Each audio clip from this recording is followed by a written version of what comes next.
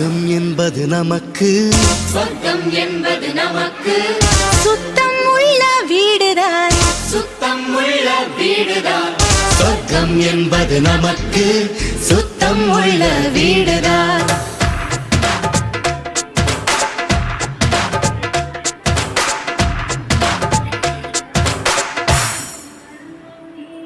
சொர்க்கம் என்பது நமக்கு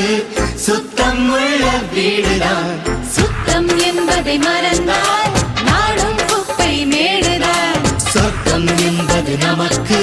சுத்தம் உள்ள வீடுதான் சுத்தம் என்பதை மறந்தால் நாடும் குப்பை மேடுதான் உலாவும் நிலாவில்